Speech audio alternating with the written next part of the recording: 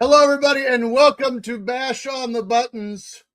I am your host, TJ Stevens, joining you live from the studio I've redone in the last few days. I don't know about you guys, but since spring started, I have just been on a cleaning just rampage, and it's been enjoyable.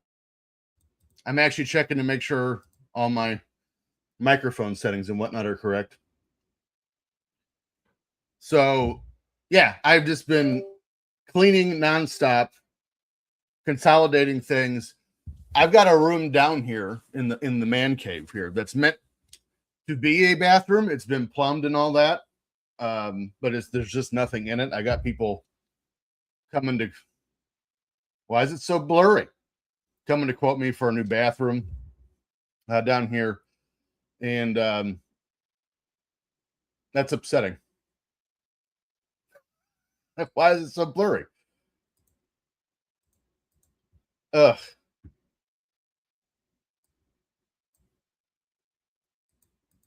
Mirror my camera. Mirror my camera. There, it's better. Anyway, so they're coming to look at my bathroom tomorrow morning. But I've been vacuuming, I've been dusting, laundry donated, toys donated. I mean, none of mine, all the kids' stuff, donated. Too much. So that's what I've been doing. What do you got? You been cleaning, doing some spring cleaning? It's been in the 70s. The last few days up here in northern Indiana, I actually just got my first 18 of golf in yesterday. And I have to say that when you get your first round of 18 holes in, you run out of gas at about hole 15. And also golfing without drinking alcohol is not, like, it's still fun, but it's not as fun as I'd imagine it would be. I also got a new office chair, gaming chair for my birthday. It's very comfortable. It has a lumbar pillow with a massager on it. I'm all the way in on that. It's got a built-in footrest. Like, I'm spoiled now. It's fantastic. I switched desks out. I got a bigger desk, way more space. It was over on the other side. So now I have to move nothing around to do the card break shows, mint card markout, which would start back up next week. And I will be opening my sealed box of WCW Nitro trading cards from 1999. And then, although unlikely, there is a chance there is an autographed Hulk Hogan or Randy Savage card in that box, which the Hulk Hogan documentary is all the rage right now. I have not seen it, for the simple fact that I have watched so many WWE documentaries. I don't mean documentaries they've done, but documentaries about them. I've read so many wrestling books from, the cremation, the creation of the NWA to now. I don't know how much more about Hulk Hogan's wrestling career. I don't know, for one. And two, like the personal stuff, I don't care about Hulk Hogan's personal stuff. Again, I wasn't the biggest Hulk Hogan fan growing up. I was a Macho Man guy. But no matter who it is in wrestling or in entertainment in general, I don't need to know your personal, like, I don't need it to be ruined that I found out that the heroes from my childhood have been, taken advantage of, their assholes. But I don't care. I just don't. So I know I haven't watched it. Don't plan on it. We're doing this show a day earlier than we normally do because old Step-Hens here agreed to do afternoons. I'm covering afternoons tomorrow. Just finished my week of scheduled midnights, and I'm like, hey, it sounds great. Let me tack on an afternoon at the end of that. Dumb. So that's why we're doing it tonight. So even though it's Thursday, let's pour ourselves a drink and assume we're going to make it through tomorrow and make it through another week. And this is actually the last of my bottle of Tito's. I have enough perfectly for the perfect amount for one drink. Look at that. And then I also have a correction and apology I need to make to all you faithful viewers and listeners out there. Well, I guess it would just be viewers. If you listen to the show, that would be weird. I've been hyping this up for weeks, months even, because I have never played the Sega Saturn. And I've had it for a year and a half now, probably, maybe 2 years. And I've never had a reason to play it. Although, like the old arcade Daytona USA game, I have it. So I'm going to play that just for fun at some point. Because it's an arcade game. So once you get past the second track, which is the road course, I don't know. So I don't know what happens after that. So, but I was like, I got to play In Your House for Sega Saturn. As I was, finishing up situating the office today and getting my things together for Bash on the Buttons, I made a very, very shocking realization. I don't have In Your House for Sega Saturn. I don't know why I thought I did. Well, I do know why I thought I did. I don't have it. What I do have is In Your House for PlayStation 1. So we're still going to play the game. It's just not going to be for the right console. However, as soon as I realized my blunder, I ordered a copy, and it should be here next week for week 2 of In Your House. So we'll actually get to play In Your House for Sega Saturn as opposed to PlayStation 1. And this is Matthew Elvis Presley. This is just uncalled for. It's rude. It's funny. Dick. Dustin Rhodes, actually, I tagged him in the photo because he's in this. Goldust is in this game. We're still playing the game, Darren. You don't listen. I have it for PlayStation 1, not Sega Saturn. You don't listen, Darren. But you know what we do whenever we start a new 3-week block of a game? We like to revisit the title screens of our childhood. So that being said, let's go ahead and fire it up as I drop the controller on the floor, on my foot. I have so much room now, it's crazy.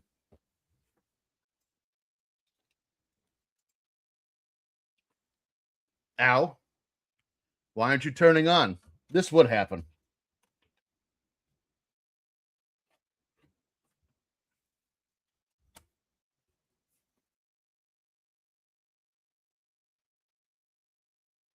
You got to be kidding me. I did a test earlier and it worked. Hold on. I don't even know why I have my headset on. I can't hear you guys. You can just listen to me swear in silence. I did the production check earlier and everything worked. Do I have it plugged into the computer in the right spot? That could be a possibility.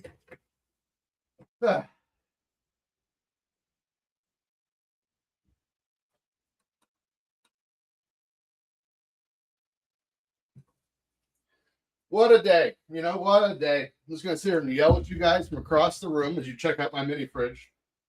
It's beautiful.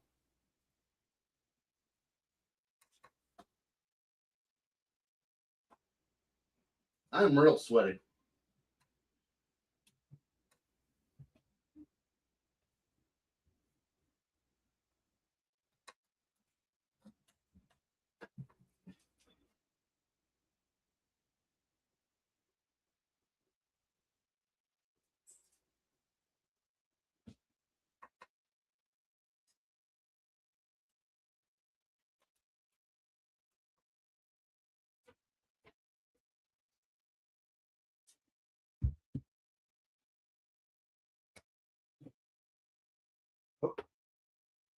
There we go.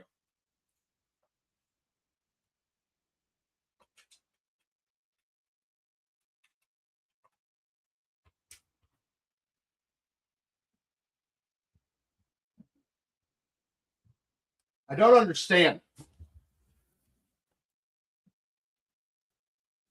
What's going on here?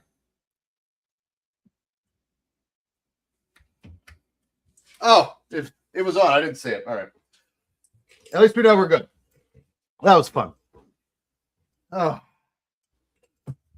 What would this show be if I didn't screw it up in some fashion? You know?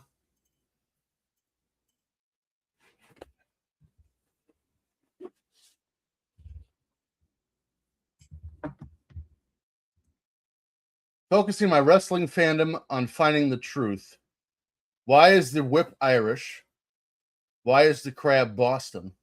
I think it's from Boston, is what you wanted there. And who the F is Nelson Money? I don't know who Nelson Money is. Oh, so this is fun. Let me blow this up.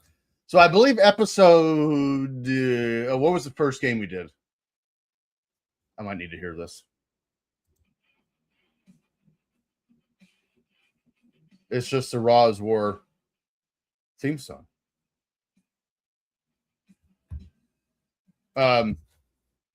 So Sculptured and Acclaim made this game as you saw them beginning. I need to. Did they just play a clip from Owen and Brett at WrestleMania 10?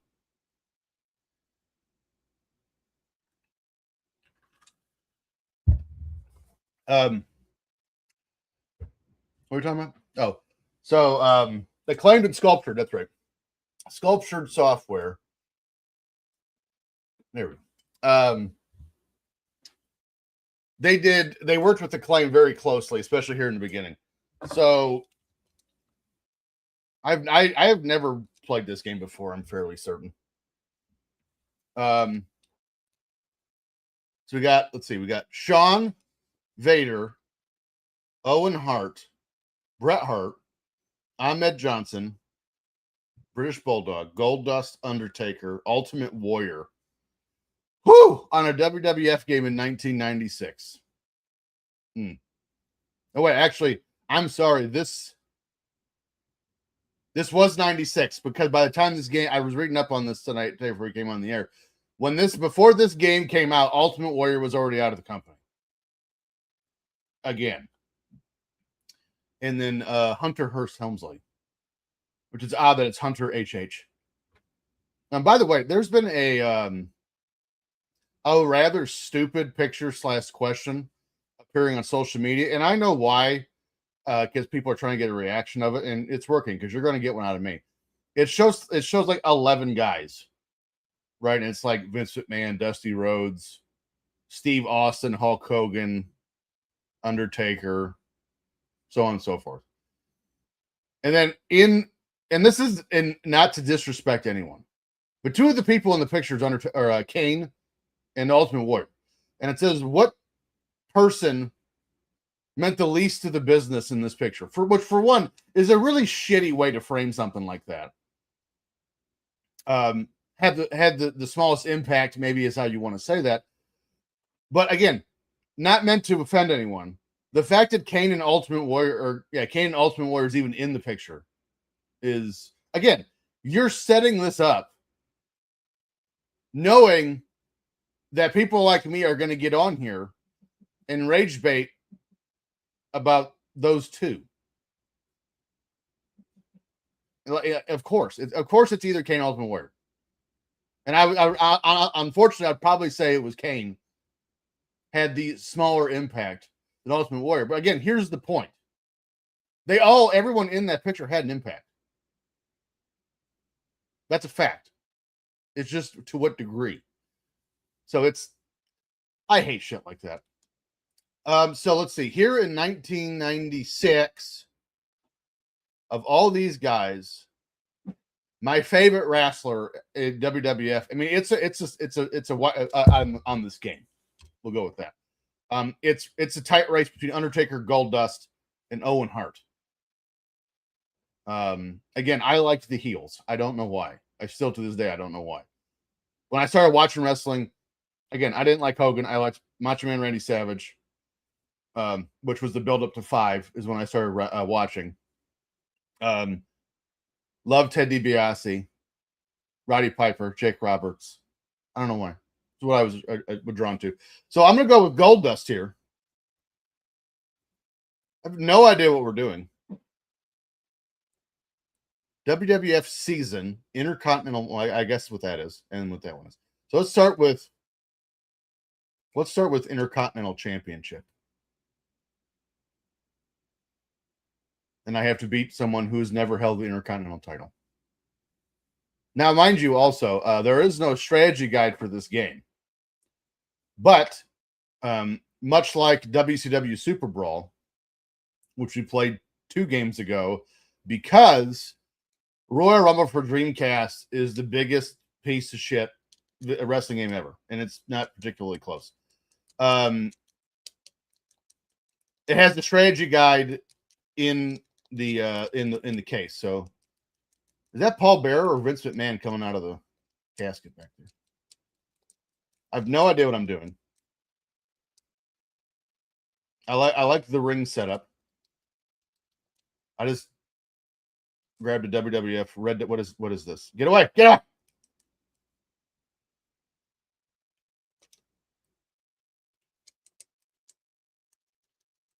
I wonder if is there blocking? Nope, there is not.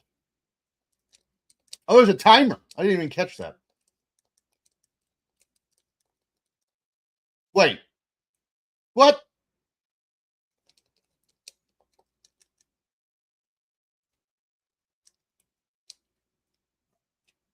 So far, I'm digging it, but I don't like that you can just jump across the planet. I don't know what this combo flashing means.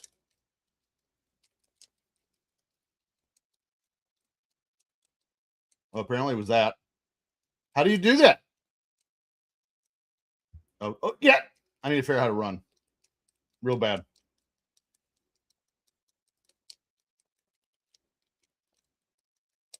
So, like, you can pin someone and just automatically win? Kind of bullshit. All right. So run is R2. If you played this game before, help me out in the chat, because I'm just...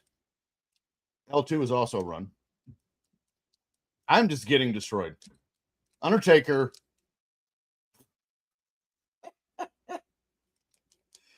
He just beat me in like 25 seconds. That's embarrassing.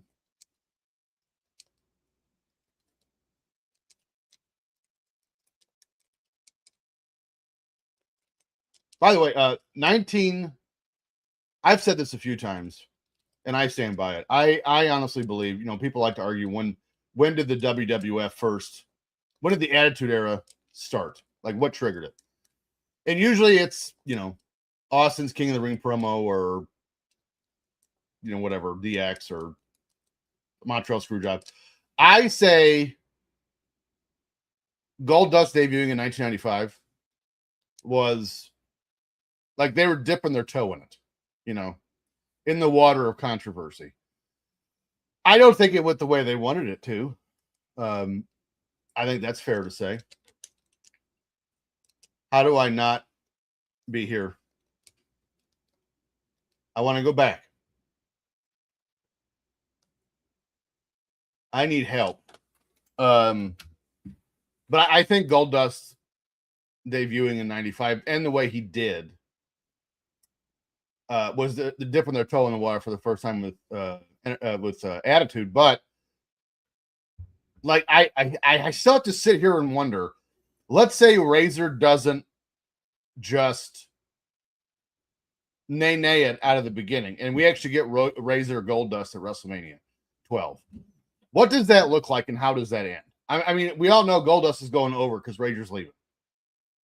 But like, what I again, people shit on the Goldust Roddy Piper backlot brawl WrestleMania 12.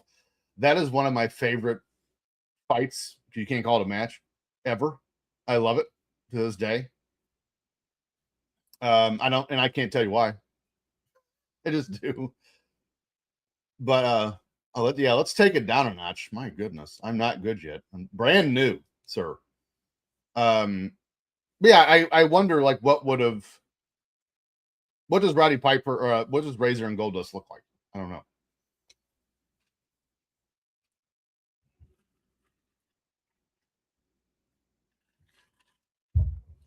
I'm playing this on a PlayStation 1, Darren. Since you want to be so negative about it.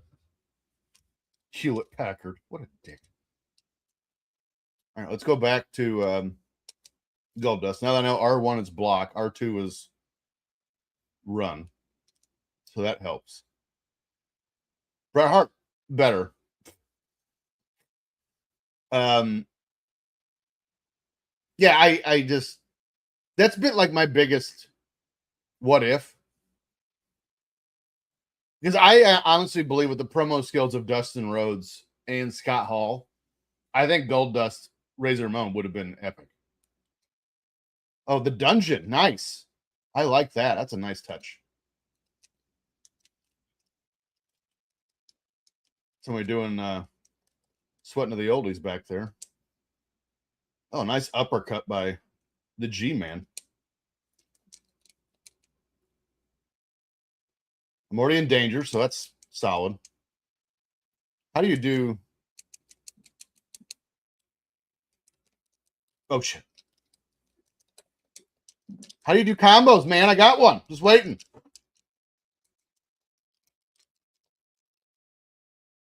Nice crucifix. I'm not even mad at that.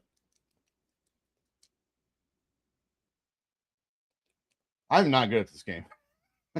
So all these games, like Mortal Kombat, these button mashers, I've just never been worth a shit out of ever in my life. Oh, how did I do that?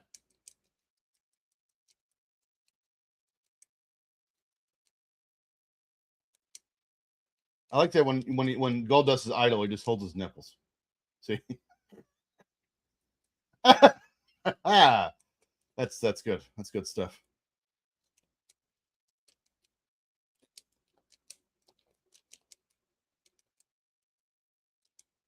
How do you pin him?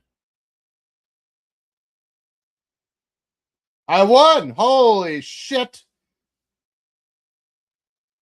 Hey, Darren, she's doing sweating to the oldies, and you leave her alone, okay? She's minding her P's and Q's. By the way, I did meeting Helen Hart's not the right phrase, but at Indianapolis at Squared Circle Expo, I saw Helen Hart, and she looks identical to what she looked like at In Your House Before a Dog. She is aged very well. I'll give her that.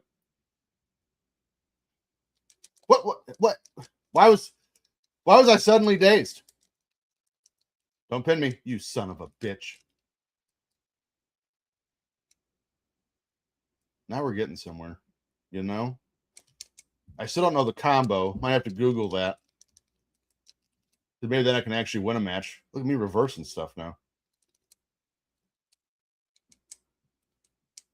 Again, the fact that he keeps holding his nipples is my favorite thing ever.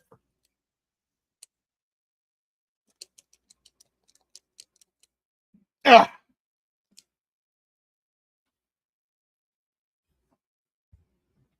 Look at this. Getting it. We're learning, fellas. My rant's uneasy. So I still have not watched WrestleMania either night, but I did watch. I started watching WWF Raws and pay-per-views going back to 1993. So I've watched the 93 Royal Rumble, 93 King of the Ring, 90. I did not watch SummerSlam 93.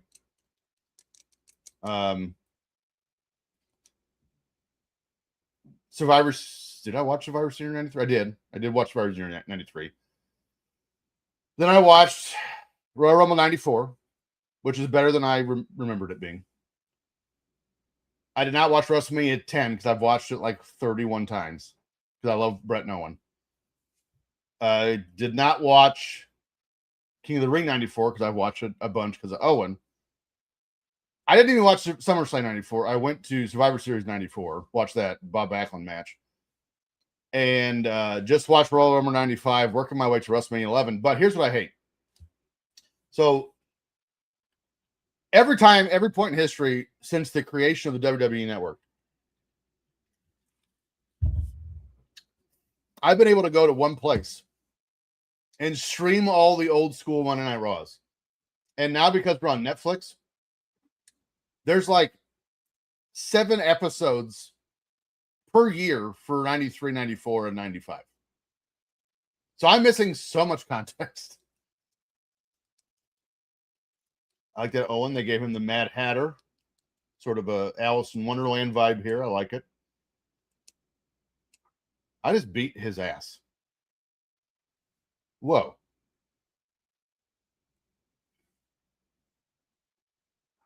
Owen Hart is absolutely my favorite. He's in top 3 of my favorite wrestlers ever. Love me some Owen. Oh, is the red one's bad? Is that bad? Okay, I don't want the red one. I don't want to touch that one.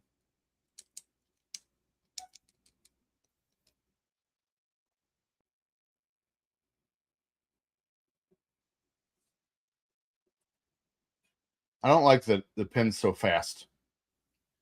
So another thing I've kind of been working through here is I absolutely love doing this show and hanging out with you guys and playing these video games and whatnot.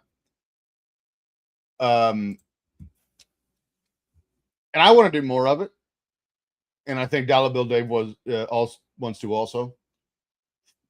So in the upcoming weeks, look for this show to expand into, us playing golf on here and me playing MLB The Show and me playing, WWE 2K games and me playing, I don't know, whatever else, Resident Evil as an example. Because again, I like coming in here and just talking with you guys and hanging out and playing these video games and whatnot. I enjoy it. Now, the structure for Bash on the Buttons, as far as the old wrestling games are concerned, that will remain the same. But you might see me jump on here 2 or 3 other times a week, and we'll just play, Madden, or we'll play MLB The Show, or we'll play, like I said, Resident Evil or something like that, and just hang out. Watch me get scared. All right, I need to figure out what this combo is all about. So let me not get thrown around. Pause. Where's my phone? In the face. So let's go to the Google. In your house, PS1 combos list. Oh, there's a whole thing. Oh, these are cheat codes. I don't want that.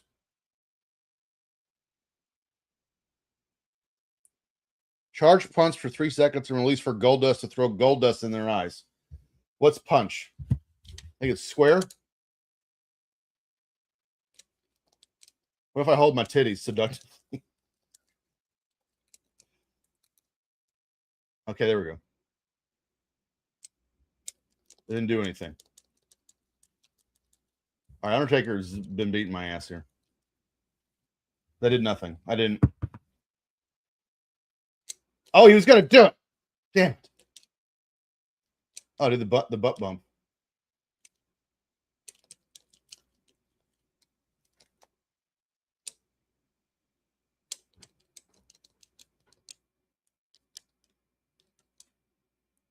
Maybe it's square. See, now I'm trying to do one thing and I'm gonna get the shit beat out of me.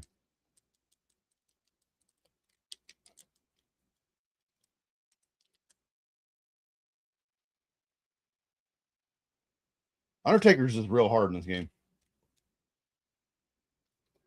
So me too. Oh. So that did nothing. Gold dust. Down, up. The hell's SK? Scoot. The special super. What is that?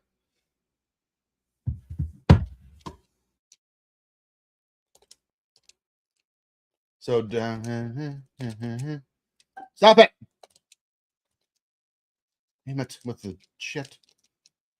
Butt bump. Oh, I think I was going to do something there. I don't know what it was. Oh, shit. How do you get away from that?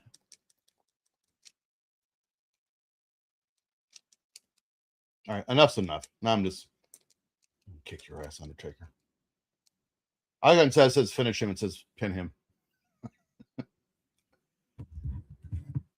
Play all the sports games, especially the ones that are so like. Again, for Sega Saturn, I have Daytona USA, the old arcade game. For Dreamcast, I have House of the Dead, the old arcade game, and I have The Gun. So like that is definitely like I can play the most ridiculous games ever. That is not a problem. I have a lot of them. So, but see, like something like playing the entire Resident Evil library interests me because I've never played all of them. There's some I have not, and there's some that Resident Evil just like, what is this? Like Resident Evil Survivor, I got to play myself, playing with myself. Resident Evil Survivor is just like awful. I've never played it. I don't want. Well, no, I have. I hated it. And then I think there was one like Resident Evil Outbreak. Also, I did not like. But for the most part, the Resident Evil series is. I like that they just made his collar black. That's what's different about it. Oh, Jeff.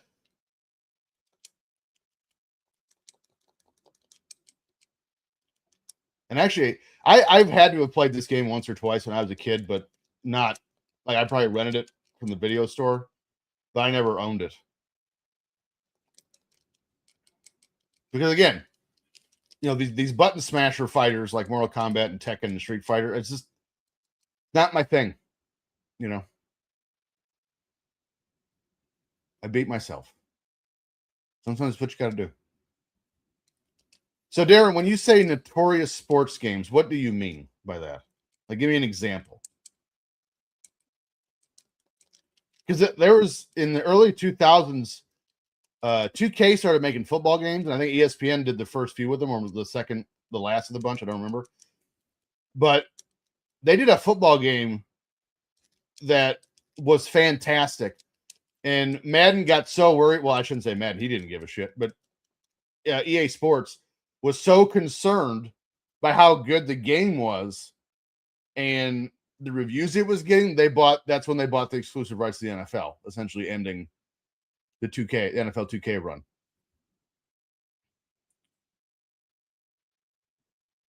Bo Jackson and Vic. So Bo Jackson was Tecmo Bowl, which I believe I have. I think I do. And then Vic was that Madden 04? Where you just could not stop Michael Vick. And then Tiger Woods golf. I mean, any of the Tiger Woods golfs, you're going to just smash it. Tiger Woods. But I'll give this to, by the way, I played so many rounds of Tiger Woods golf when I was in high school and even as I got a little bit older than that, and we would just drink and like making a drinking game. I've played thousands of rounds of all the games of the Tiger Woods series for EA Sports. So much fun in those games. But the thing is, like, if you play enough and you boost your skills up and get the clubs and everything else and the modifiers with your outfits, like you can become, like your player can become way better than Tiger Woods.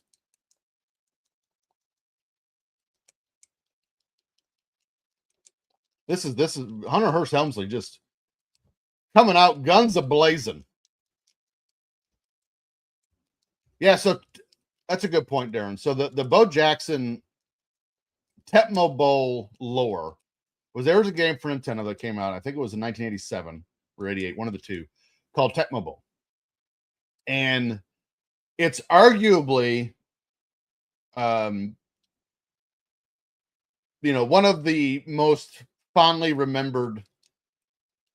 I mean, I was going to put the qualifier in sports games, but I would say my generation just games in general ever made. It came out for NES. And it was pretty creatively done considering the restrictions of the time of the hardware. And you could pick any team in the NFL and it had a handful of real players. And you could pick running plays or pass plays and then defense how to stop it. And each team had their stars, right? So at the time, Bo Jackson was playing for the Raiders. And if you picked the Raiders on Tecmo Bowl, now this has to be the original Tecmo Bowl. It can't be Tecmo Bowl 2. If you picked Bo Jackson for the Raiders, he was absolutely impossible to stop. You could literally run backwards 60 yards and then run the length of the field and score, and no one would become like even get close to you. Actually, Family Guy did a skit about it. That's how you know you've made it. Yeah, take that, Hunter Hearst Helmsley. Yeah, dick. So yes, on any, you could just name any run. What is this now? You could just run any running play with Bo Jackson and do that and score every time. And at Darren's point, am I fighting both of them, or is this a triple threat match? Actually, the triple threat match wasn't even a thing yet, was it? Well, I guess Smoky Mountain did it, but if you, what was I going to say? How does Ultimate Warrior have a combo alarm already? You didn't even do anything. Shut up. In 04, when Madden came out and Michael Vick came on the scene for Atlanta, they made him, they gave him all the appropriate stats to dominate in the run game like he was.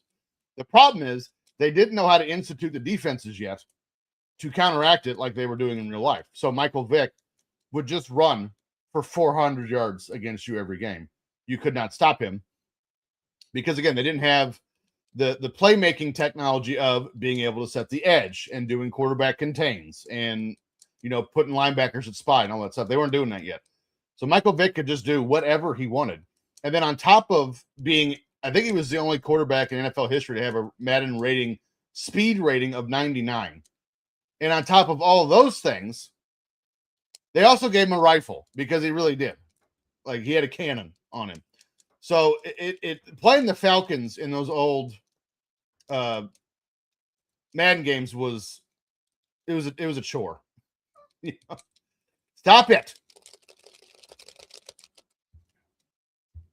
It's great that I beat the shit out of Shawn Michaels and got pinned by Ultimate Warrior each time, untouched. Some partner he is.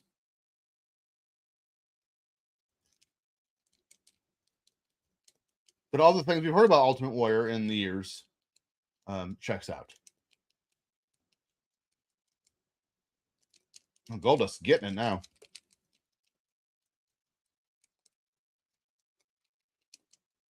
I remember Goldust and Ultimate Warrior having a feud, and I hated it. I hated every part of it. And I gotta tell you again, like, I wasn't like, oh, you didn't like Hogan, you must like Warrior. I didn't like Warrior either. I didn't get it. I still don't, to be completely honest. So I was never like entranced with the makeup or the frenetic energy or any of that stuff. Song's good, but so yeah, I was never mesmerized by any of that. So, like, just going off his in-ring ability and his personality alone, I mean, like, his persona's personality, not his. I never got it. Stop, good Lord. So I didn't understand, like, the big deal behind the Ultimate Warrior. I just didn't. I still don't. I don't know if there's ever been anyone who was as bad in wrestling as a wrestler that made it as far as the Ultimate Warrior did. But I do remember him having his feud with Goldust, and I hated every bit of it. I hate it because, like, in my opinion, that's like the Goldust Warrior feud. They started to do aspects of that feud like a step too far. Like, okay, now you're trying too hard to get some controversy.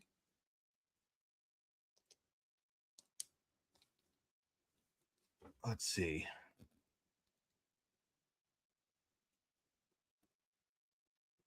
Let's try Owen.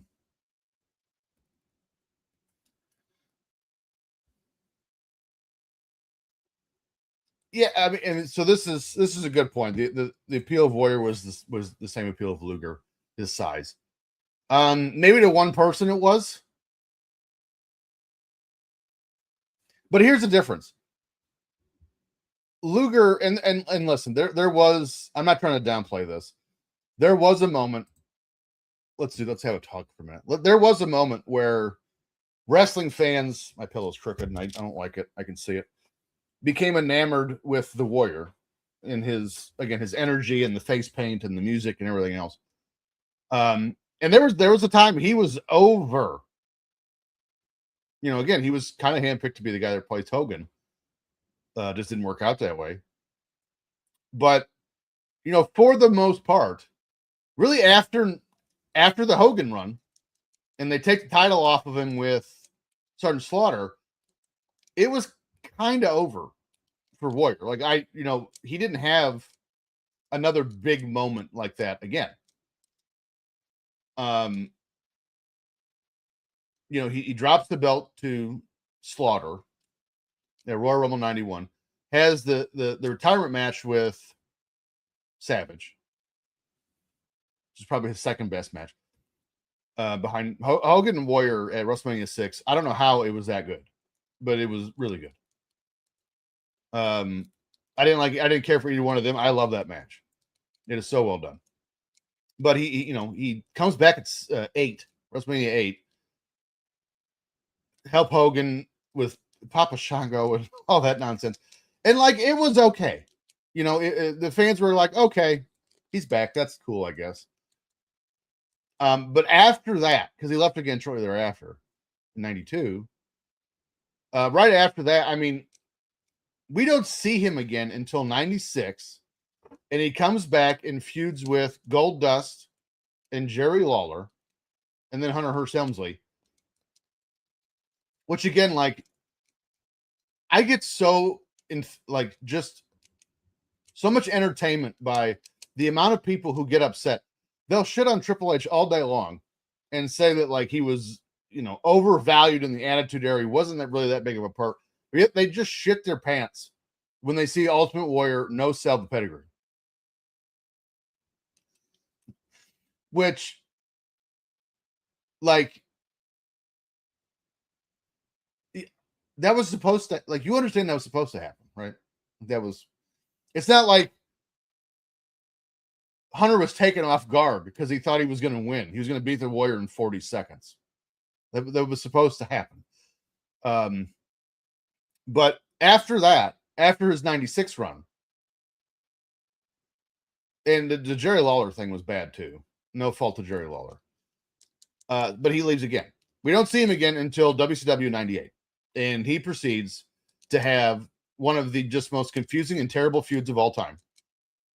And they put Vader in the Rocky Mountains. I like that. Vader splash across the country. Was that his old Japan helmet he just speared me with? And then, he's a part of the worst war games ever. Won by Diamond Dallas Page because Stevie Ray just slapjacked the shit out of everyone. And then he goes to Halloween Havoc and has just a turd with Hulk Hogan. Arguably one of the worst matches ever. I mean, actually, that wouldn't be arguable. I should say it's arguably the worst match ever. Certainly a pay-per-view. And then that's it. He's gone. You don't he's one of the few guys that didn't even make a cameo for the WWF at some point. You know what I mean? He's just gone. And he's remembered more fondly now because I think of, and listen, his final speech on Raw that night and then passing away the next day, legendary. Not going to argue that at all. And I mean, just remarkable. But that doesn't make up for the fact that he had, we'll be generous to say 3 good years. On top as a wrestler, as a top babyface. Luger, on the other hand. Now, I'm guessing, Darren, you're strictly talking Luger and WWF. Because I'm one of the few people that I think the only way Luger in the WWF gets over and stays over is as the narcissist. To this day, I just watched that whole portion with him and Yokozuna in the U.S. trip and turning babyface out of nowhere. I do not understand why they stopped the narcissist. Like, he was just starting to grow into that role, and he was getting really good at it. And, he just had that draw with Tatanka at King of the Ring. And then, he refused to wear the elbow pad and all that other stuff. But, like, when they made him babyface Lex Luger, and he was coming to the ring to Old Glory, and all, like, it killed him. The fans don't want to see. And to be fair, Lex Luger is not good as, like, the shucks all-American boy babyface. He is a narcissistic, self-centered heel. That's where Luger's the best. So he should have stayed the narcissist. Now granted, I wouldn't have called him the narcissist. I would have just called him Lex Luger, which they eventually did. But also Luger, partially because of the way he was booked. Why is he just wearing blue pants? That's weird. The way Luger was booked in the WWF, Luger was never going to get over. Like, Luger's best years, and he fit in where he fit in the best and all that stuff, is WCW by a mile. It's not close. But again, it's how he was booked. As soon as they, again, put their red, white, and blue on him, and they're like, we got a guy that has to replace Hogan, so he has to be just like Hogan. He was dead already. But when he loses or he beats Yokozuna by countout at SummerSlam 93, it's in the cards. The fans already know, like, oh, they're not serious about Luger, so I'm not going to get serious about it either. So I just would have I would have kept him a heel. It's what he's best at,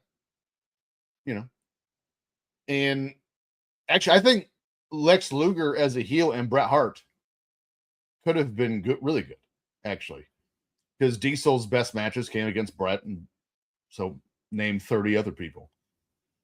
But Luger in WCW is where he, like, I don't know if it's just because they didn't have, like, as many creative restrictions, so Luger could be himself a little bit better, or if they just knew how to book him. I don't know, but he was just way better in WCW. You think back to the NWO and Luger winning the title on Nitro. What was it, 5 days before Road Wild 97? Or was it 96? It was 97. It was, because it was Hogan Giant in 96. Crowd lost their minds for Luger. So, like, it was there. The crowd, if done right, and now granted, the NWO as a heel force at the time was outstanding, but the crowd wanted, say what you want about Luger, the crowd wanted to love him or hate him, one of the two. They wanted to have an emotion about Luger. The WWF just never gave the fans a reason to have one, unless he was a narcissist. Once he's out of the world title picture, after WrestleMania 10, he feuds with Ludwig Borga. And then he has to prove to Tatanka he's not a sellout, only for Tatanka to turn heel, which actually wasn't bad. I actually liked that storyline. And then he feuds with, like, the $1 Million Corporation. Then he joins the Allied Powers, which is him and British Bulldog as a tag team. And then he goes to WCW. Like, at no point in that run that I just mentioned, outside of Yokozuna, was he ever picked or booked to be the guy. But Luger had, again, if booked properly and used properly, Luger had much more potential and staying power than the Warrior did. My opinion. But I think business also backs that up.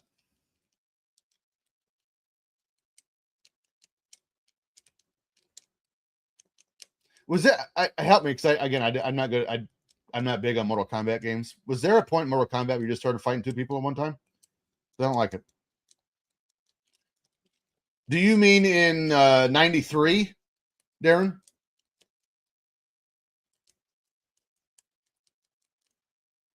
Because I have to tell that story if that's the one you're talking about. From what I've heard, but I think it's correct.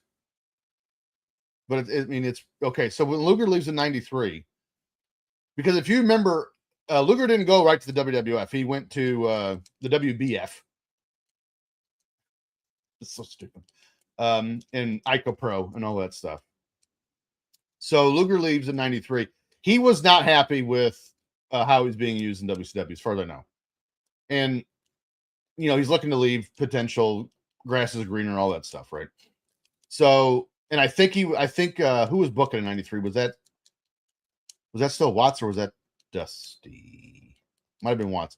I think it was Watts, and Watts he didn't want to use him, or they want to use the way Luger, I can't remember exactly. Regardless, he wasn't happy with the booking, whether it was Dusty or Bill Watts. I don't remember.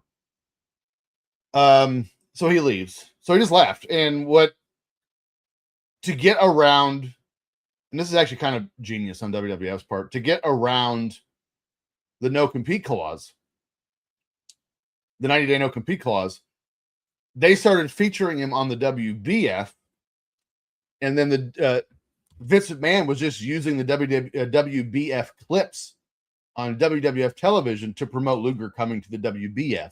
So technically, it was fine, even though everybody on the earth knew, oh, he's not really going to the WBF, he's coming to the WWF. But also because he signed to the WBF, I believe Luger was one of the first guys in WWF to have a guaranteed contract. I think I could have that part wrong. But yeah, so it was just Luger didn't, again, if it was Bill Watts or Dusty, I can't remember which one it was, but didn't like how he was getting used. His contract came up, so he just, I don't think there was anything like horribly like burn bridging worth attitude or anything like that. Now, I will say, however, that went down was part of the reason why Eric Bischoff was not excited about hiring him in 1996 and lowballed the shit out of him, just to prove it.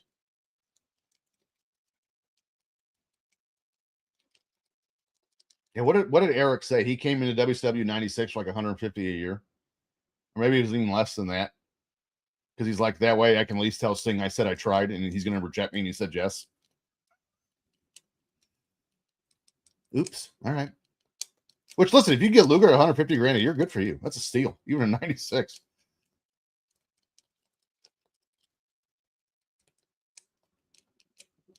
So if you're going to ask me, like, who would, like, in the pantheon of pro wrestling, who would I put first, Luger or Ultimate Warrior? I would put Luger. And to be honest with you, like, that thought for me isn't even that hard. Again, I'm not trying to be disrespectful. Again, it's just, again, I think history and business bores that out.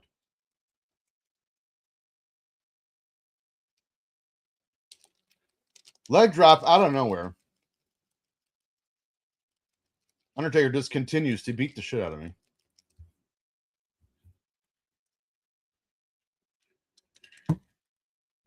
I believe the whole Luger WCW departure in 93, I think it's in the Nitro book. So most of the stuff I know of, like the backstage stuff at WCW and the business stuff, came from that book.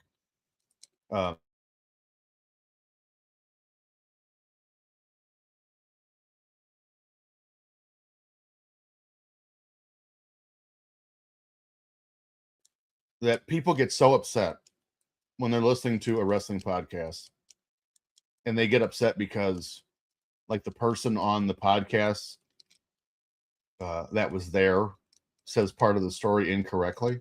They lied, putting it politely. And it's like two things. For one, they might not have been there. Two, wrestlers they're storytellers. It's literally their job. And it's not like you can just stop doing that one day. Like, and again, not everything is like enthralling and captivating. Like, you have to add some spice to it to make people give a shit. But like, to be just stunned, that attendance was kind of wrong. And that's not really what happened. That's not what this person said. So what? Like, what? Were you entertained? Like, this I don't know how we got what's crazy to me. And this is going to be a little controversial, and that's okay. It's something that we need to hear. The fact that we've gotten to the point where prominent figures in this country can stand up in front of us every day and lie to us to our face. Easily disprovable things. And that's okay. But son of a bitch, this wrestler told me a story from 1993 that wasn't 100% factually correct. Let's cancel him on Twitter is a thing, is embarrassing to us as a society. There are much bigger things happening in this world, much more important than like, oh, Brother Love told me a story that wasn't 100% accurate from 31 years ago. Shut up. Like, God.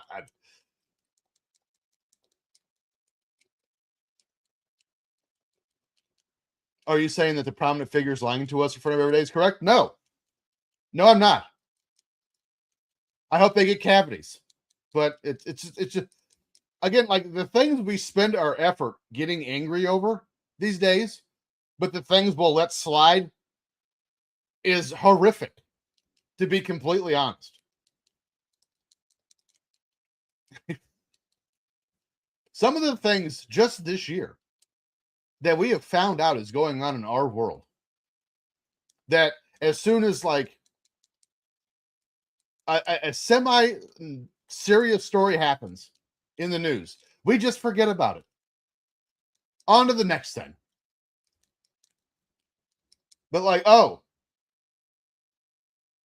Crush didn't really have a facial tattoo when he was with the DOA. Cool. I'm glad we cleared that up. Stupid. Oh, I'm not going to watch WrestleMania because Pat McAfee's on it. Okay, then don't. Listen. You don't need to tell us. Just do it. It's fine. No one cares. And listen. I'm not a diehard Pat McAfee guy. I think it's stupid that him and Jelly Roll were in an angle and all that other stuff. Is he why I didn't watch WrestleMania? No, I didn't watch it because I wasn't interested. Like, and again, we don't need to know everything. I want to watch WrestleMania. Fine, don't. Oh, I don't like this person because he gets online or wherever and lies a bunch. Okay, then don't. I don't need to know. Like, easily the biggest issue with social media is they have told thousands upon thousands of people that your opinion matters and people care what you think. Neither is true. Your opinion doesn't matter and nobody cares what you think. And like, you can go to any social media account that I have, and very rarely will you see something on it that I post my opinion about. Do you want to know why? Because no one cares. I try to promote things that I like. I try to, or that I'm doing to entertain other people. I try to post things that are entertaining. I interact with people that entertain me. And beyond that, that's about all there is. Unless something horrifies me to the point that I just feel obligated, I have to say something. You're not going to see like my opinion on something. I'll get on here and tell you if you ask. But like, I'm not going to post it on Twitter. No one gives a shit. I'm not going to cloud your timeline because I'm going to give you an opinion on the fact that they're making different flavored Twinkies now. And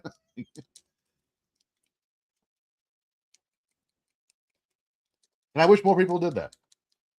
Hey, this bothers me. Should I post it on Twitter? I absolutely should. There's no self-restraint. And like, I look at Instagram a lot. I'm a big fan of Instagram. And you hear, like, there's been a lot of people, and I know a lot of it's rage baiting. I get that. But there's a lot of people who are real comfortable about telling you just the most god-awful annals of their life. Like, we don't need to share everything. Restraint is okay too. You know? Maybe just keep this one to yourself. And we haven't seen Ahmed Johnson in this game once. I'm just sitting here rambling. But yeah, I just like the self-importance of people because of social media now. Like the amount of people I see that have gotten like, and here let me pause this. What I mean by that is, you know, what I would consider the big time political influencers on social media on either side. This is definitely a both sides issue. that are now famous on social media that say the dumbest shit ever, and they have this tough guy attitude, which is also annoying. And I don't know why people think that's like, oh, that's how I should act, is be a tough guy for my living room with my papaya plant behind me. That is say the dumbest shit. And again, I need everyone to hear this. These social media influencers for like that talk political stuff, they're lying to you intentionally. What would they do that for? Because they're making money off of it. They're getting you angry and upset on purpose so they can make money. They know the things that are telling you are bullshit. They do. But you fall into it. They make money off of it because of engagement and click and mood and things like that. How did we get to the point where, again, we depend on these social media influencers to guide my life, how I should think. Think for yourselves. Read a book. Read a book. I'm going to say that one more time. Read a book, not an article online, because no one knows how to do peer-reviewed research anymore. So just stop reading articles online. Stop it. Stop that. Read a book. Find medically peer-reviewed studies. Peer-reviewed means it's been a study's been done and it's been verified by other experts in the field several times over.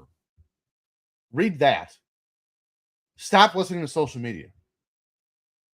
I have yet to see one political social media influencer on either side that I would be willing to talk to politics about. Not one. Because I know that the majority of what they're saying is to feed the algorithm and they can make money off of it. This is the world now, folks. It's a giant grift.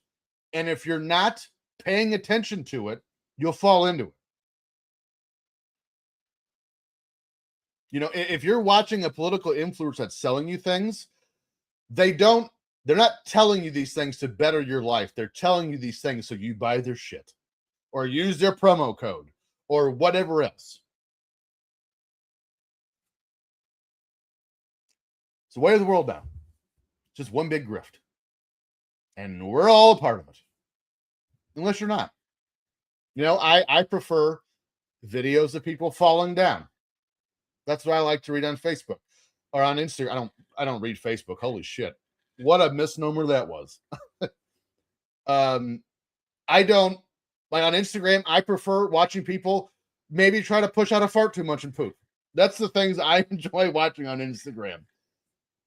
I don't need to see some bearded goof in front of a potted plant tell me about like what I should think about Iran.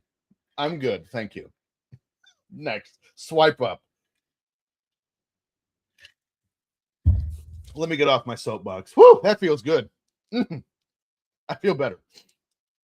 By the way, speaking of Instagram, to kind of feed into the good vibes that, again, I just professed that I love on Instagram, I'm going to be doing some new stuff on my Instagram feed at TStevens91 that I think you'll enjoy. It's going to be coming out. I probably start posting that stuff tomorrow. Kind of making myself a little vulnerable, but that's okay. It's okay sometimes. And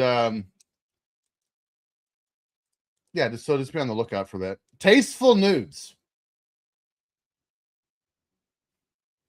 Well, yeah, you know, that's cool that you spoiled it just now. Here's a question. Do you think Conrad actually used Blue Chew? Well, for one, Devin, you'd be surprised how many young people, especially in wrestling, have used Blue Chew. Now, granted, they haven't told me that. A lot of them admit it on social media because, again, we share too much. Do I think Conrad at any point has used Blue Chew? No, I don't. Maybe once just to see. Like, I think curiosity would get me after a while. Like, I would try one just to see. But do I think he's like a recurring user? No, I don't. And listen, there's a difference, because Conrad is not trying, when he does his podcast, he's not trying to sell you a viewpoint of what your mind should be. You know what I mean? He's not trying to sway an opinion of yours. He's telling stories. But also, like, the products outside of his own business, his real estate business, mortgage business, I should say. There's nothing, like, he's not trying to sell you stupid shit. Like, example, like, the big grift among a lot of, I just, again, I noticed it because it's a common theme amongst right-wing social media influencers, is they sell you like the meal prep for the end of days, like the food that'll last 900 years, better known as MREs for you military guys. Like, he's selling you Blue Chew and his mortgage business, stuff like that. And so yeah, there's Alex Jones just got bought out by The Onion, which is fantastic. And I have never been happier that bad things happen to one person as I am with Alex Jones. Just for the record. Like, he was selling you supplements and shit. Like that. No, stop it.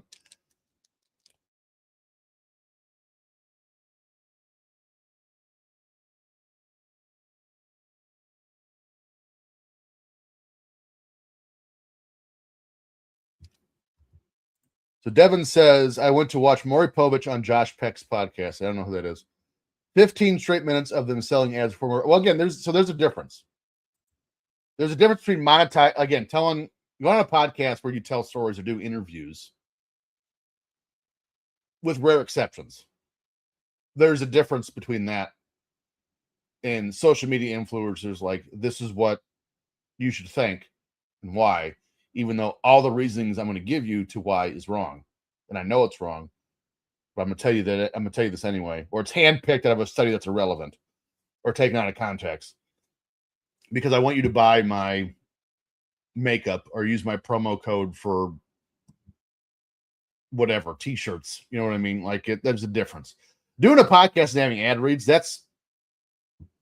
I don't hate that.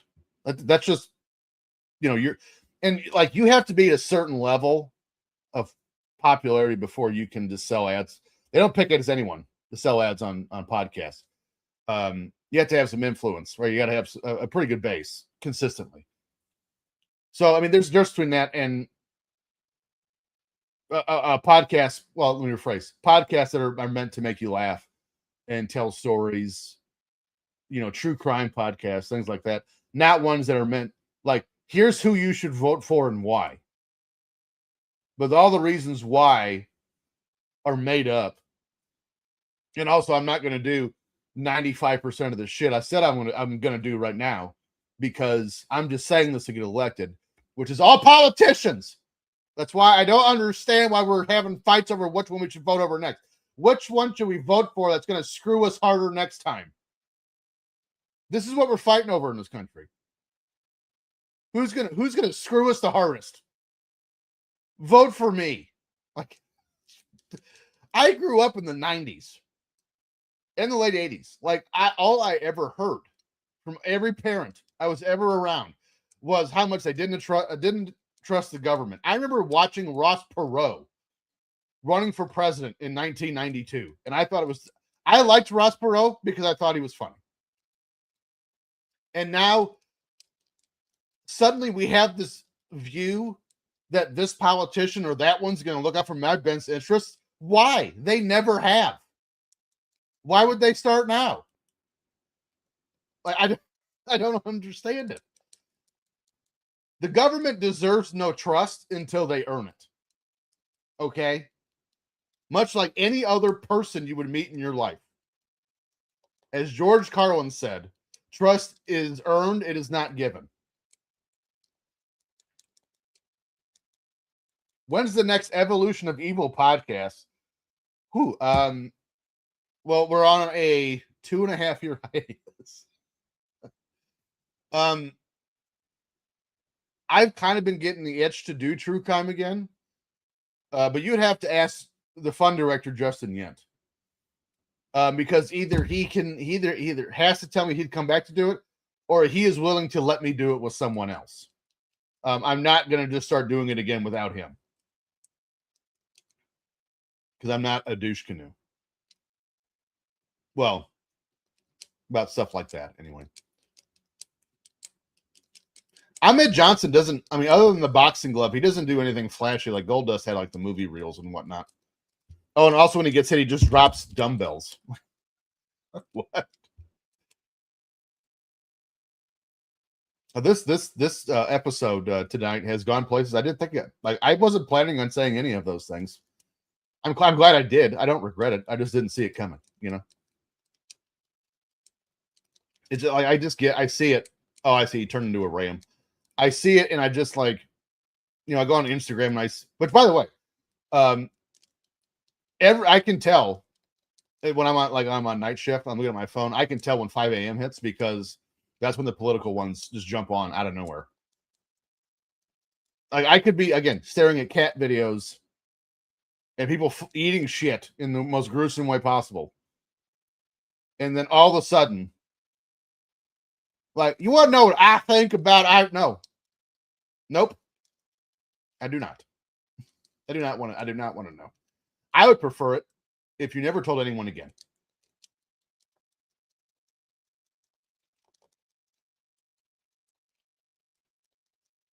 Again, like this idea that online we have people who built a construct and a personality and a base of nothing more than just pissing people off unintentionally is like, what are we doing? It's the same point. Like, again, I was adults my whole life saying, we shouldn't trust the government. And now all of a sudden we're literally having wars with each other over it. And like, at the same time, like, if you can't say something nice, don't say nothing at all. And like, be kind and all other stuff. And now we're just like, what if I'm just an annoying dick to as many people as possible? And I don't know. Like, I know it's a very small percentage of people that do that, right? But it's troubling. Because it's not troubling they're doing it. Because bullies, since we were kids, if you just ignore them, they go away. But so many people seem to be like engaged in it. Like that, what is that kid's name that drives around in the freaking Lamborghini and has a bodyguard, but is just an asshole to people because his bodyguard's standing there? Like Gallagher, I think is his last name. Like, I want to be perfectly clear about something, and this is not me being a tough guy, because I'm not. But if I was ever walking through a mall and that little broccoli-headed douchebag bumped into me intentionally, started talking shit while standing behind his bodyguard, I would look his bodyguard in the face and said, listen, I know you're going to get me, and that's fine. I'm going to make it count. And that is an issue. Is not to, I don't promote violence, but there's entirely too many people in this world that have not been punched in the face. And it shows. What is happening? Why am I like this tonight? It's Vader's fault. Like, this is probably the most, the longest we've done the show and not talked about wrestling is tonight. It's interesting. Again, I don't know what got me on. Oh, I know. I'm going to start doing. Oh, my Instagram stuff's going to be fun. It's going to be fun. Nothing political about it. Just good, clean. Actually, it's not clean. It's just going to be good fun. I'm not going to swear anything, but the content will not be clean. I'm just going to tell you that now.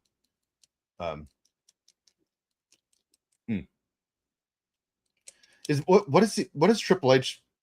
Is he trying to hit me like a horse whip? Like, what is that? Like a polo club? I don't understand what it is.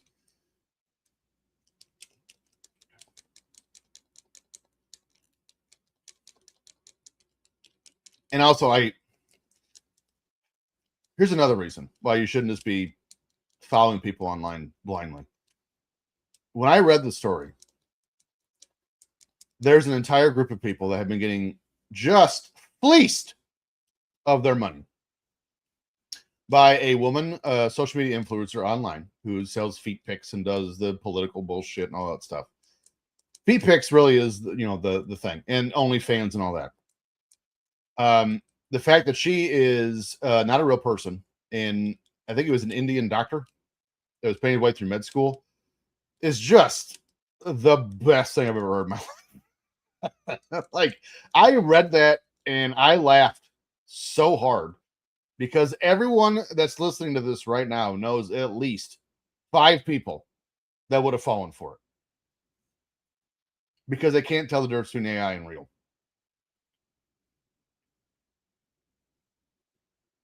And again, it's always older people. Because like my generation, we're the first generation that not only spent the majority of their childhoods outside, but also was literally there for the inception of the internet. So we've seen not only the genesis, the proliferation of home computers, the generation of the internet, and every iteration in between. So like you can't fool us. We've seen every part of it. So like I've had people look like, can you believe this? Like they'll show me a picture or video. Can you believe this happened? No, I can't because it's not real. Well, how do you know that? I'm like, well, for one, there's a sign in the background that has just gibberish on it. It's not even words. It's just nonsense.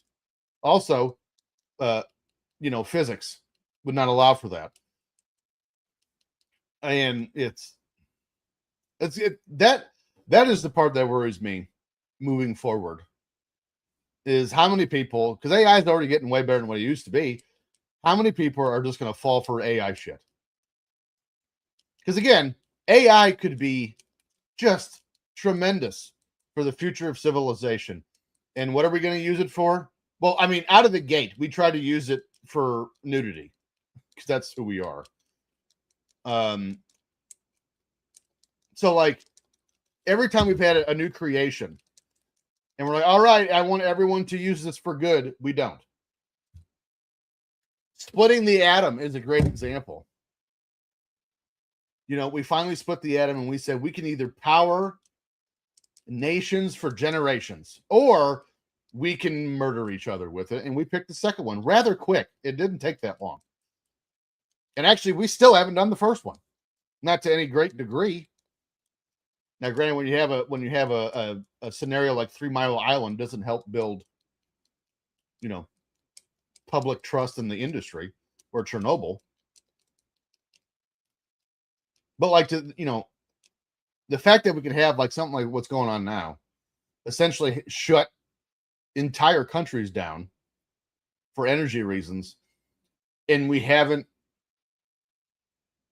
looked into nuclear power more is odd, quite honestly.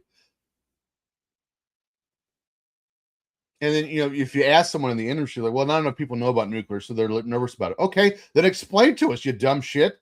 Sell it to us. Like, again, why is this so hard? Well, they don't know enough about it. Okay, well, so fix that.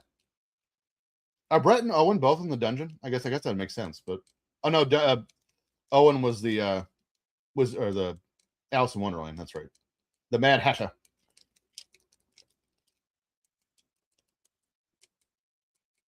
I'm actually having more fun talking to you guys right now than I have playing this game.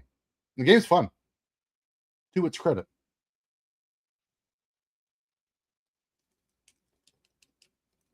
And yes, I will start trying to use our show Drunken Pop 1 Instagram account more often. We're streaming on Instagram right now as well, and I plan on doing that more in the future. So you want to add us on X at drunken_pop, and then we're on Twitter or on Instagram at drunkenpop1.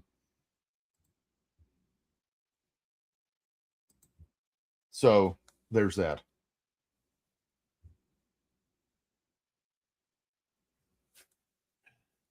Here we go. more than likely the next time I lose, which will probably be this match, we'll be done for the evening. Until next time. And again, maybe I jump on at some point and we just play MLB The Show. We play Madden, or we play, the new WWA 2K game, or whatever the case. You'll be seeing a lot more of me on here, what I'm saying. Some NASCAR. Actually, that is the reason why I got this chair. My mom getting me this chair was on an accident for my birthday. Which, by the way, before you ask, my mom lives in North Carolina. I live in Northern Indiana. I can afford my own shit. She just got me this for my birthday because I asked for it. Anyway, so the reason why I got this chair is because I'm going to get a steering wheel and pedals for NASCAR and other racing games like F1 as well. Because like NASCAR 25 is really good. There's definitely some things they need to do to improve on it. It's not even from a gameplay perspective, because I mean, really, what can you do? It's a racing game to improve it, but just from a game enhancement perspective.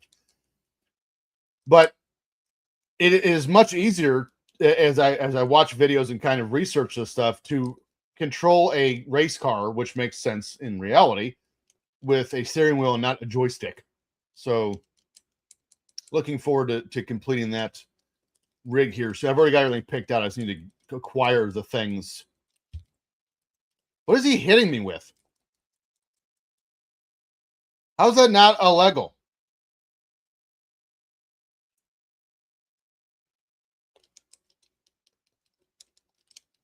It is really upsetting me, British Bulldogs just running around in just blue pants. That never happened.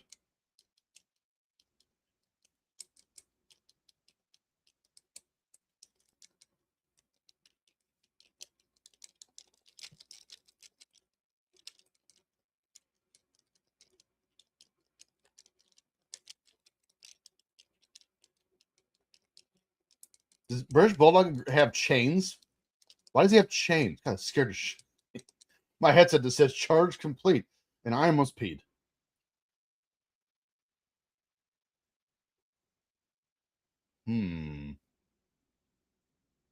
Got an hour and 23 minutes. We'll go 7 more minutes. So we'll do this. We'll do one more round here, and then we will sign off for the evening. So if anyone's going to Nashville at the end of May, I just bought my hotel room and rent a car. I'll be going to Nashville the last weekend of May. Looking forward to that.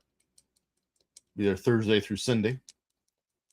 I found out when I went to Nashville, and what was that, 2 years ago now? I can drive from Northern Indiana to Nashville in 4.5 hours because I rented a Nissan Versa because I'm a responsible adult and I wanted to save gas money. So I go to the Enterprise, which is not 4 blocks from my house. And they go, hey, your car's not ready, but we do have a Dodge Challenger RT. And I said, well, how much extra is it for that? And they said, it's not. And I said, okay, I'll drive that instead. So I drove a Dodge Challenger to Nashville going 95 the entire way. And I got there in 4.5 hours.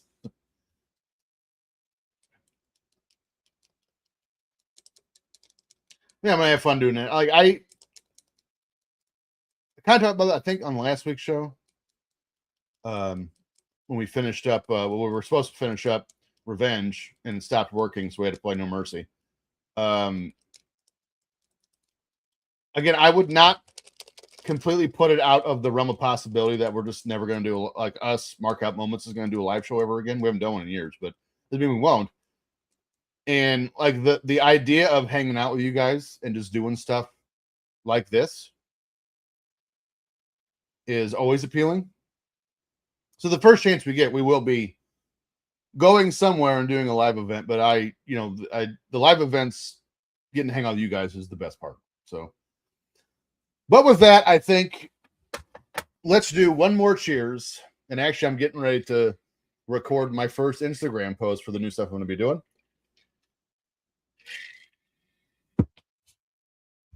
Bid each other adieu.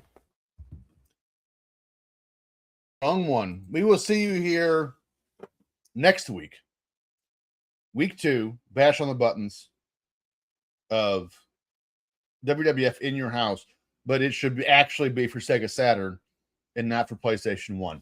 My bad, y'all. I hope you appreciated my TED Talk in the middle of this for some reason.